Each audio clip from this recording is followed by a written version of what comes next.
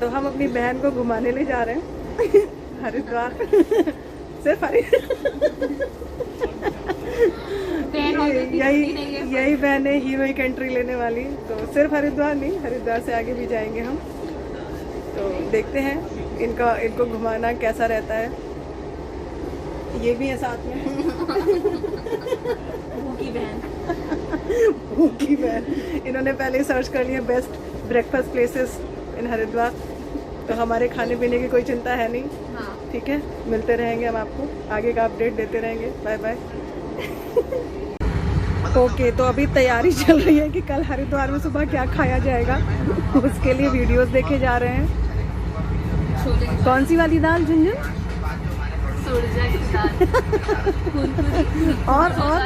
और मूंग वाला भी था ना कुछ। और सूरजा की दाल कितने तरीके की होती है? कौन? मतलब इंस्टा पे फोटो डाल के कैप्शन डालने वाला है सूरजा की दाल लड्डू। तो अब ये वहीं जाके हमें पता चलेगा कि हम कौन सी वाली दाल खाने वाले हैं। बस ये बहुत गलत है, लड्डू खिली हुई है खुरचन। तुम कौन सी खाओगी? खुरचन। क्रिस्पी साउंड कर रहा है। तुम तो लड्डू ही खाओगी शायद। ठीक है, हम आपको फिर आगे बताते हैं कि हमने कौन सी दाल खाई। ठीक है, तो हम लोग फाइनली पहुंच गए हरिद्वार। यस, मुझे नहीं पता था कि वीडियो बन रहा है।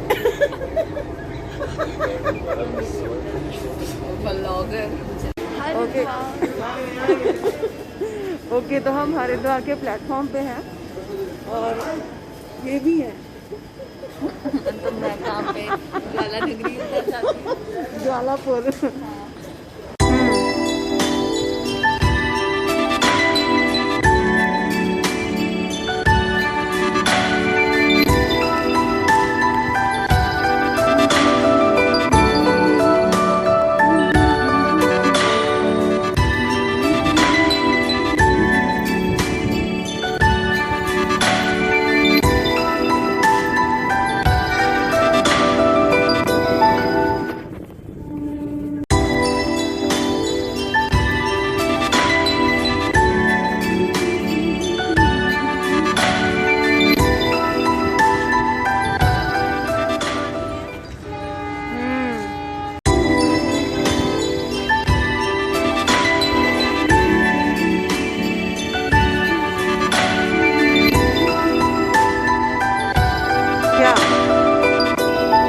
क्या 150 किलोमीटर है? ओके, तो हमने रिक्शा किया है हरिद्वार रेलवे स्टेशन से हर की पौड़ी तक के लिए। वैसे तो हम इतने ही पैसे में ऑटो भी कर सकते थे, मगर हमें लगा कि एक बार रिक्शे पे बैठ के मुझे लगा कि एक बार रिक्शे पे बैठ के देख लिया जाए। तो मैं रिक्शे की बैक हूँ।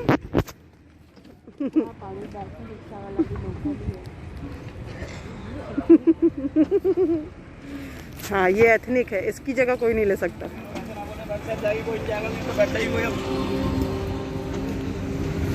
हाँ, ये तुमसे ही खिंचवाती, बढ़िया सी फोटो खींचो फिर इंस्टाग्राम पे डालते हैं। तो हम पहुंच चुके हैं हर की पौड़ी। अभी इस समय सुबह के 5 बज रहे हैं। गंगा आरती शुरू होने में आई थिंक ऑलमोस्ट आधा घंटा बाकी है।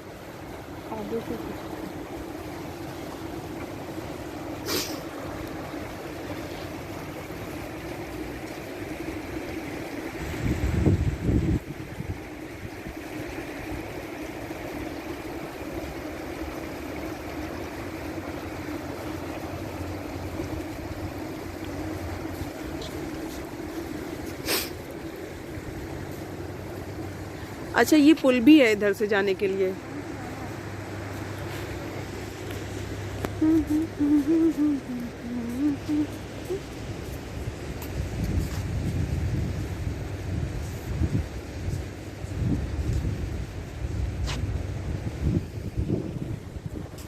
इसमें आप देख रहे हैं यहाँ पे भीड़ बहुत ज़्यादा नहीं है। शाम के वक्त बहुत भीड़ रहती है, तो हमारे हिसाब से तो सुबह परफेक्ट टाइम होता है यहाँ विज़िट करने का। अगर आपको भीड़ देखना बहुत पसंद है तो शाम को आ सकते हैं, अदरवाइज सुबह इट इज़ मार्वेलस। वो देखिए चांद भी है ऊपर और सूरज अभी निकला नहीं है।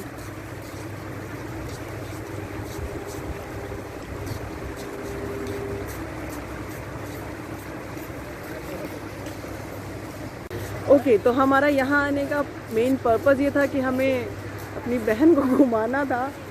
तो हमने सोचा एक जगह घुमाने से अच्छा है कि हरिद्वार होते हुए चलते हैं और उनको गंगा आरती भी दिखा देते हैं।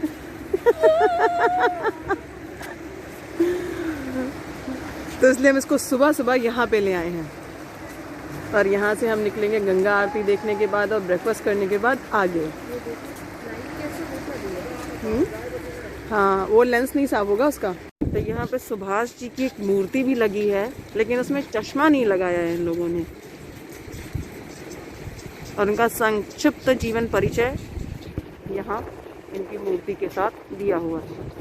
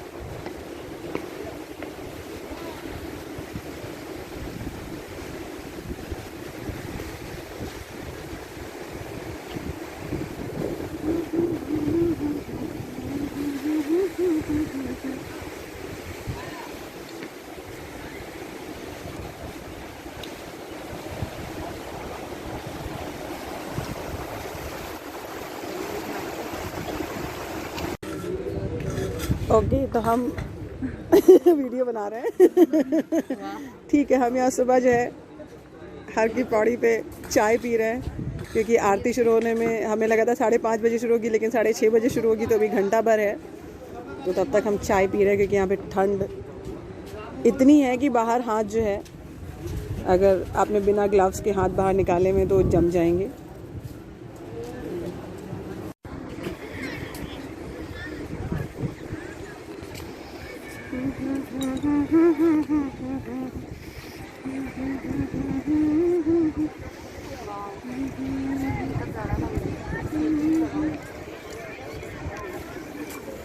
सामने कितना अच्छा लग रहा है, सीढ़ियाँ, ये देखो है ना, ये अभी बनाया है मुझे लग रहा है। ये सही है, यहाँ खड़ी हो।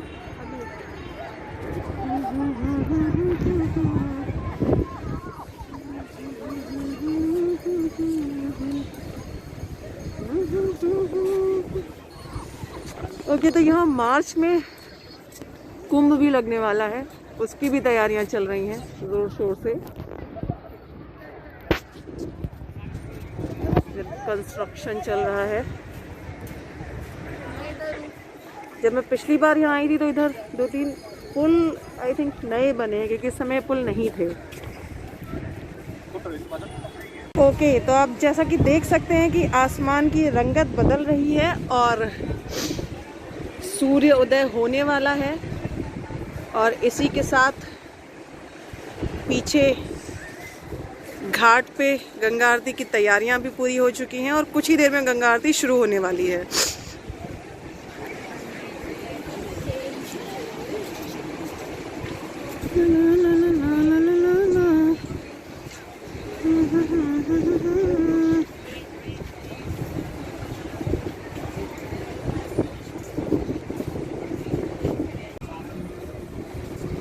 ओके, तो गंगा आरती शुरू हो रही है और ये फ्रेम बहुत प्यारा है। साधु बाबा जी जा रहे हैं पुल पे और उसी कलर का ये पुल है। You can see this is very beautiful frame. और इधर गंगा आरती भी शुरू हो गई है।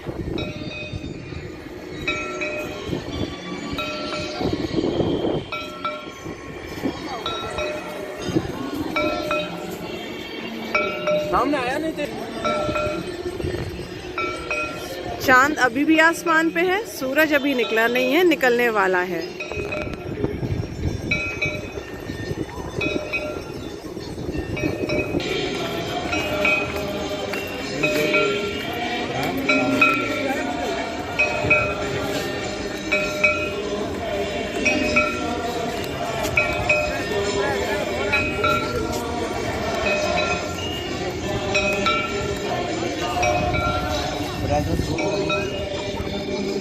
एक सेकेंड।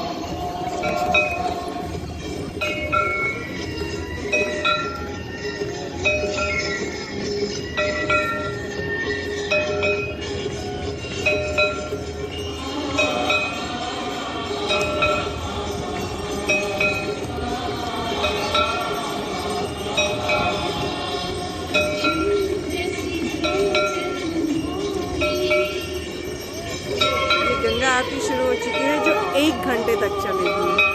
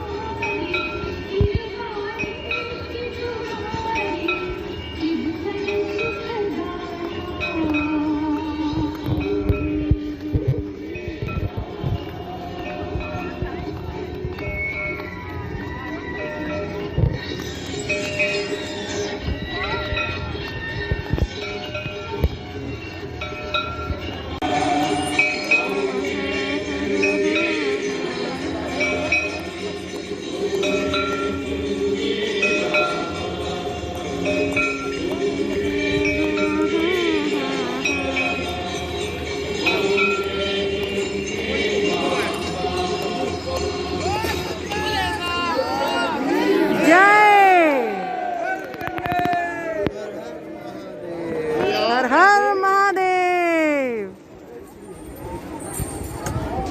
यहाँ पे सुबह और शाम 2 बार गंगा आरती होती है। शाम की आरती थोड़ी ज़्यादा लंबी होती है क्योंकि भजन संध्या भी होती है उसके पहले। और सुबह की आरती गर्मियों में 5 बजे या 5:30 बजे शुरू होती है और सर्दियों में 6:30 बजे के करीब सूर्योदय के आसपास ही शुरू होती है। यह फोटो आ रही है दीदी आपकी? मेरे में तक क्लियर नहीं आ रहा था।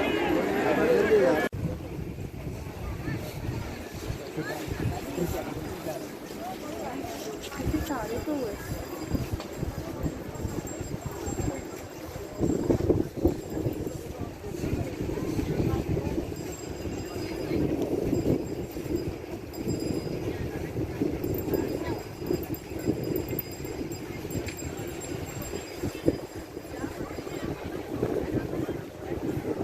ओके, तो हम लोग झुनझुन की फरमाइश पे कौन सी दाल?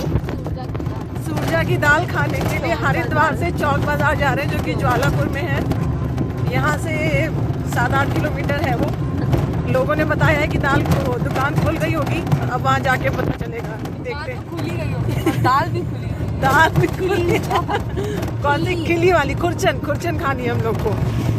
तो हमने यहाँ से ई-रिक्शा किया है। आप लोग एक्साइटेड है दाल खाने के लिए? और अभी सुबह का 7 बज रहा है। ओके, तो हम गलती से ज्वालापुर की जगह कनखल चौक बाजार आ चुके हैं और यहाँ हमने पहले एक पत्ता दाल सिर्फ टेस्ट करने के लिए मंगाई और ये हमें टेस्टी लगी। बात आगे बढ़ गई, अब हम दो दाल और मंगा रहे हैं। और इसके साथ ही चने का सूप मिलता है जो कि बहुत टेस्टी है, बहुत अलग है। बहुत अलग भी है। तो अब हम झुनझुन को नहीं मारेंगे क्योंकि हमको दीदी ऑन हर गैस्ट्रोनॉमिकल उम्मीद करते हैं इनकी गैस्ट्रोनॉमिकल जर्नी बहुत अच्छी गुजरेगी। कैसी लग रही है आपको दाल? नाम पूछ लो, क्या है? खुरचन है कि खिली हुई है कि लड्डू है? खुरचन है। भैया ये दाल 3 तरीके की होती है ना? 2 तरीके होती है, खिली भी होती है। अच्छा, क्या 2? ये कौन सी है? ये भुटी भी दाल। भुटी हुई। अच्छा, ओके। खिली हुई मतलब अलग अलग होगी। हाँ, लो। ओके, तो हम यहाँ पे अपना ब्रेकफास्ट कर रहे हैं कनखल के चौक बाज़ार में। बाबूराम जी की दुकान है, जिनके बेटे चलाते हैं कमल अब ये दुकान, वो जो उधर जा रहे हैं धारियों वाला स्वेटर पहन के। तो हम गए थे कौन सी दाल थी वो जो हम खाने जा रहे थे? सूरजा की दाल। लेकिन हम यहाँ बाबूराम जी की दुकान पे आके अब दाल और चने का सूप का ब्रेकफास्ट कर रहे हैं। ओके, तो अब हम खड़े हैं यहाँ हरिद्वार के बस अड्डे के सामने ही रेलवे स्टेशन भी है। यहाँ से हमने इस बूथ से टैक्सी बुक की है क्योंकि औली जाने वाली जो बस थी वो सुबह 5:30 बजे ही जा चुकी है। तो अब हमारे पास या तो प्राइवेट बस या टैक्सी, इसके अलावा कोई ऑप्शन नहीं था। तो हमने रिटर्न टैक्सी बुक कर ली है जिससे हम जाएंगे जोशीमठ। अभी चूँकि आगे बर्फ़ पड़ी होगी तो औली टैक्सी से जाना मुश्किल होगा, तो जोशीमठ से रोपवे के सहारे हम जाएंगे औली, और टैक्सी से फ़िलहाल जोशीमठ के लिए निकलेंगे। तो हम लोग हरिद्वार से जोशीमठ के सफ़र पर निकल चुके हैं। ये टैक्सी हमको शाम तक पहुंचाएगी जोशीमठ।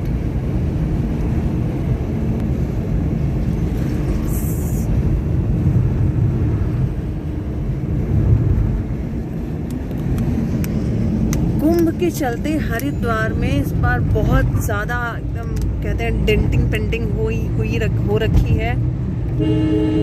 कुछ नए स्ट्रक्चर बने हैं, पुरानी सारी बाउंड्रीज, पूरा शहर ऐसा लग रहा है एकदम नए रंगों से रंग दिया गया है। आप देख सकते हैं कितना कलरफुल लग रहा है, कितना ज़्यादा। देखो टावर वो हर की पौड़ी वाला। और बहुत गर्मी थी, बारिश का टाइम था,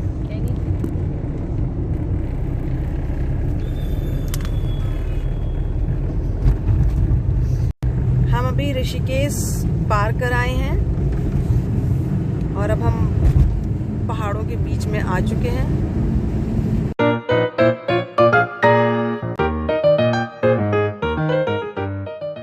10 बज रहा है सुबह का और हम अभी हरिद्वार से आगे ऋषिकेश क्रॉस करते हुए ब्यासी में आए हैं। ब्यासी में रुके हैं चाय पानी के लिए।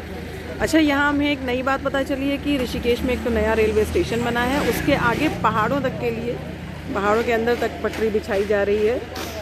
पहले कर्णप्रयाग को जोड़ा जाएगा उस रेलवे लाइन से और फिर आगे 4 धाम को जोड़ने की यात्रा है, 4 धाम को जोड़ने का प्लान है। तो इधर जगह जगह बड़े स्तर पे रेलवे का कंस्ट्रक्शन का काम चल रहा है। ये है ब्यासी, छोटा सा इलाका है ये।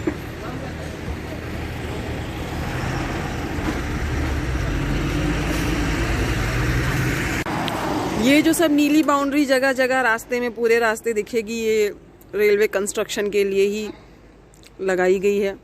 अंदर सब काम चल रहा है, टनल्स बन रही हैं, पटरियां बिछाई जा रही हैं, पुल बन रहे हैं। और हम यहाँ चाय पीने के लिए रुके हैं। मैंने इनसे बोला कि अदरक है भैया, बोले हाँ अदरक भी है, लहसुन भी है। क्या नाम है आपका? होशियार सिंह।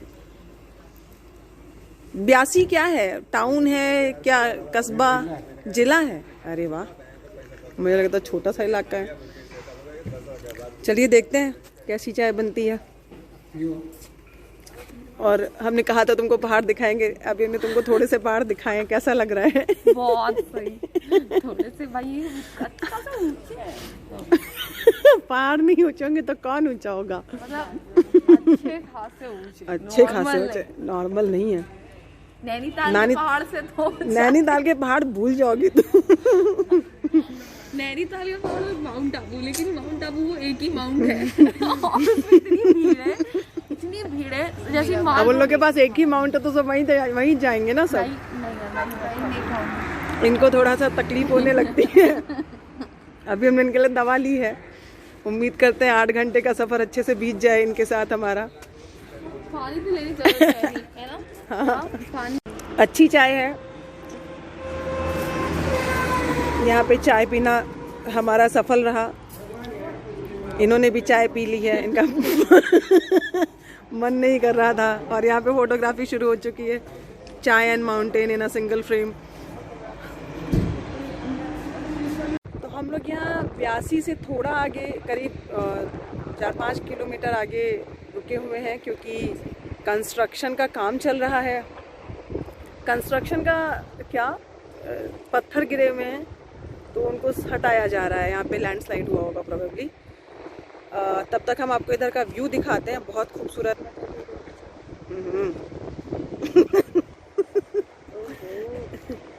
ये देखिए, एकदम क्रिस्टल ग्रीन तो नहीं कहेंगे पर ग्रीन कलर की नदी।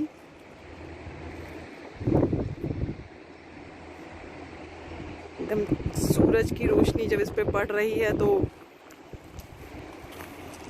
चांदी सी चमक रही है, ये किसी रत्न की तरह।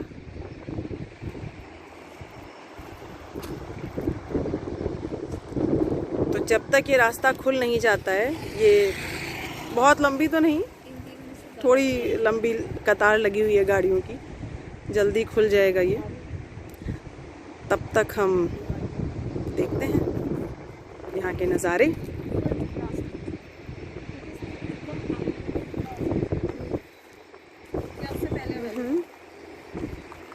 वाली फोटो ऐसे कि तो हम लोग फिर से रुक चुके हैं एक जगह पे। लैंडस्लाइड नहीं हुआ था, यहाँ भी लैंडस्लाइड नहीं हुआ। कंस्ट्रक्शन का काम चल रहा है, पूरे रास्ते में कंस्ट्रक्शन का काम चल रहा है। और हम, आप जैसा कि देख सकते हैं बैकग्राउंड में, हमारा नाश्ता वाश्ता सब खत्म हुआ जा रहा है। खाली आदमी क्या करेगा? हमारी जो है आधी पैकेट आधी डब्बा नमकीन ख़त्म हो चुकी है, हमारे पुए ख़त्म हो रहे हैं। हमारे पास कचौड़ियाँ थी, वो भी हमने थोड़ी बहुत खा ली है, थोड़ी बहुत बची हुई हैं। तो पानी भी थोड़ा ही रह गया है। पानी भी थोड़ा रह गया है। तो हमको बताया गया था कि 10 घंटे लगेंगे हरिद्वार से जोशीमठ तक, पर अब हमको ये नहीं बताया गया था कि ये जो कंस्ट्रक्शन वाला सब चल रहा है सब मिला के 10 घंटे लगेंगे या इससे अलग 10 घंटे लगेंगे। तो देखते हैं कितने बजे तक पहुंचते हैं। मुझे लगता है मिला के होंगे। हाँ, होप सो। क्योंकि उन्हें आइडिया होगा ना, मिला के नहीं। अच्छा तो इसको शांत कराओ। अभी देखते हैं। हाँ, तो अभी हमको चल लेंगे ना दीदी वापस। हाँ, अभी हमको पता चला है कि चल लेंगे, फिर चौपटा चल लेंगे। जोशीमठ से 50 किलोमीटर पहले और वो चमोली में तपोवन बैराज के आसपास कहीं ग्लेशियर फटा है, पता चला है। और वो देखते हैं आगे क्या। अभी तो हमारी यात्रा शुरू हुई है, आगे जाके पता चलेगा बल्कि बढ़िया है कि कैसी सिचुएशन है। चौपटा का व्यू जोशीमठ से अच्छा है और रेट भी सेम बोला था भाई। ओके, तो अब हम पारुल को ना तो जोशीमठ या औली लिए जा रहे हैं और ना ही चोपता लिए जा रहे हैं, क्योंकि पुलिस ने आगे रोक दिया था। ग्लेशियर पिघला है तो जैसे जैसे पानी नीचे आएगा वैसे वैसे वो और ज़्यादा खतरनाक होता जाएगा। तो हम वापस हरिद्वार या ऋषिकेश भी जाते, वो भी खतरनाक ही था। तो इसलिए हमने अब मसूरी वाला रूट पकड़ लिया है। प्रोबेबली भगवान की कृपा से हो सकता है अब हम मसूरी में जाकर के पारुल को वहाँ के पहाड़ दिखा पाए। बंगाल का भी फोन है तो वो भी यही कह रही थी, मुझे मना कर रही थी। अच्छा, अब हम इधर से धनौल्टी होकर के निकलेंगे, चंबा और धनौल्टी होकर के। तो फिर वहाँ पे आपको बताते हैं कि क्या हालचाल रहते हैं। पारुल दीदी कुछ नहीं, मेरा तो मूड ही नहीं है अभी। मैं मसूरी पहुँच के कमेंट कर रही हूँ। अच्छे से बहन का मूड ही सही। कोई दिक्कत नहीं, मूड फ्रेश कर लो। हाँ देखो, अब बोल रहे हैं कि मूड फ्रेश कर लो। कोई देखे ना इसी हिसाब से इधर से आएगी नहीं फोटो, पता है।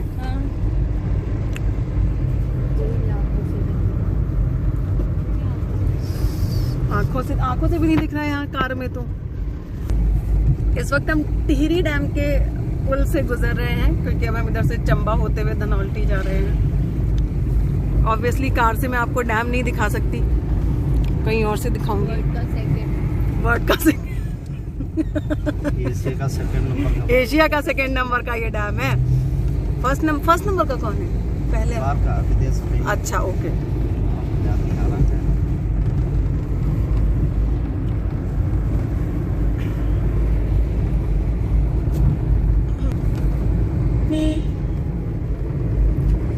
अब ये लोग थोड़ा थोड़ा बेहाल हो चुके हैं।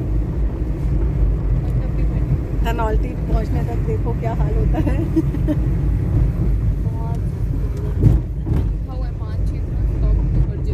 चलिए अब हम आपको दिखाते हैं टिहरी झील और टिहरी डैम।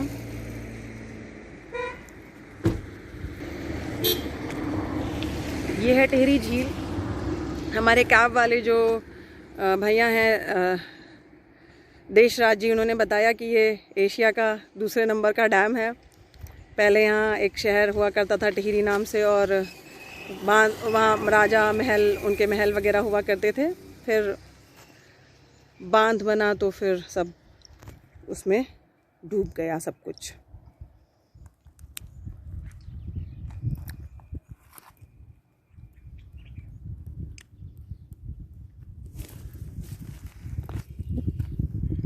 तो अब हमने पारुल को थोड़ी सी बर्फ़ भी दिखा दी है। फाइनली धनौल्टी से हम करीब 10-15 किलोमीटर पहले हैं अभी, और ये देखिए जितनी सी बर्फ़ हमने पारुल को दिखाई। फाइनली बर्फ। ये देखिए, ये रही वो बर्फ़ जो हमने पारुल को दिखाई है। अभी बहुत ज़्यादा नहीं है, लेकिन ठीक है, मन बहलाने के लिए इतनी काफ़ी है। और सामने ये हिमालय दिख रहा है बर्फ़ से ढका हुआ। तो पारुल, अब आपका क्या कहना है? ओके, फाइनली तो हम सुबह के निकले। इनफैक्ट कल रात के ही निकले। अब जाके कुछ लग रहा है कि पहाड़ों पे पहुंच गए। ट्रिप पे हैं। चलो भाई। आई दीदी इधर लेते हैं फोटो। हाँ, एक सेकंड। तो अब हमारे सामने है बर्फ से ढका हुआ पहाड़, और अब हमारे साथ पहली बार झुनझुन भी अपनी कार से बाहर निकल के आई है। कैसे आप कार से बाहर निकल के आ गई?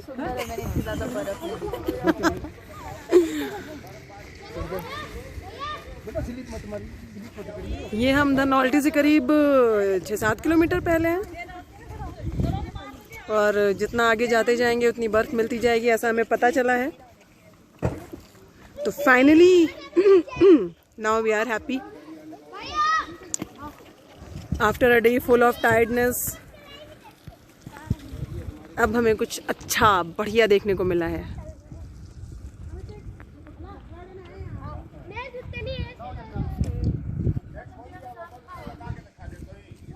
ये देखिए, अब हमारे रास्ते में तो एकदम बर्फ ही बर्फ है।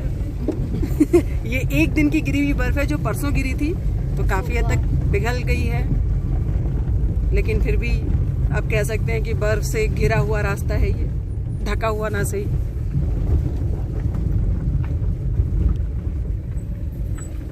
ओके, तो फाइनली हम लोग रुके हुए हैं यहाँ पे गार्डन कॉटेज में। ये पहली बार ऐसा हुआ है कि मैं किसी होटल में दोबारा आई हूँ ठहरने के लिए। धनौल्टी में है ये होटल, और बहुत प्यारा होटल है। इसका आप व्यू देखिए। पिछली बार मैं करीब 1-1.5 साल पहले यहाँ पे आई थी अपने फ्रेंड्स के साथ। बहुत ही प्यारा इसका होटल है। ऊपर एक झूला भी है, और यहाँ पे बोन फायर होता है शाम को,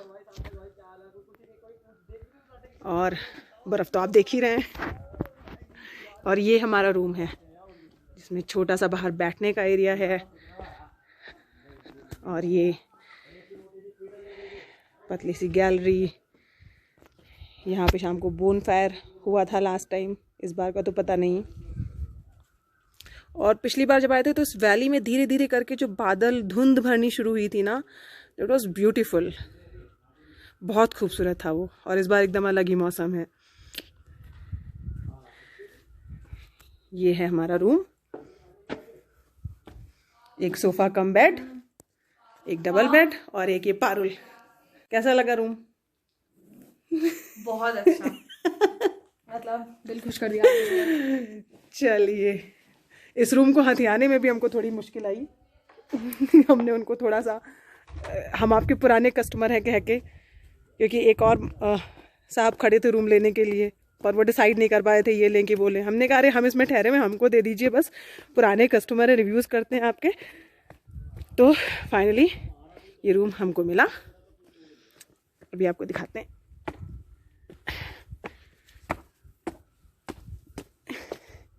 ये झूला है उधर जो दिख रहा है, बहुत ही खूबसूरत होटल है ये।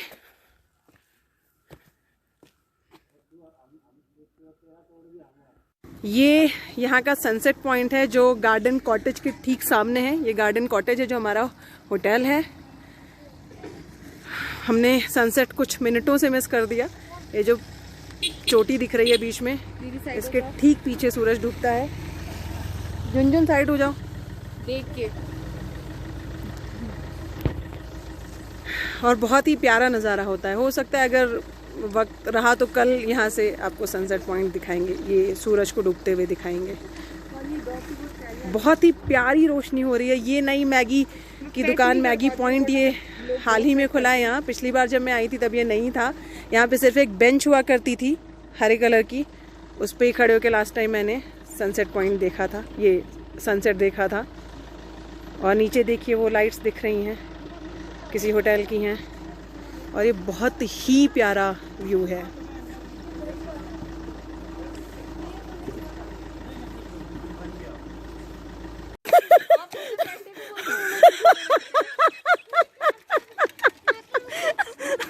भैया ने बोला, रिक्शा वाले भैया ने झुनझुन को ये कह के वापस से रिक्शे पे बैठा लिया कि अरे हम जवान हैं, आप बुड्ढी हो, आप बैठ जाओ रिक्शे पे।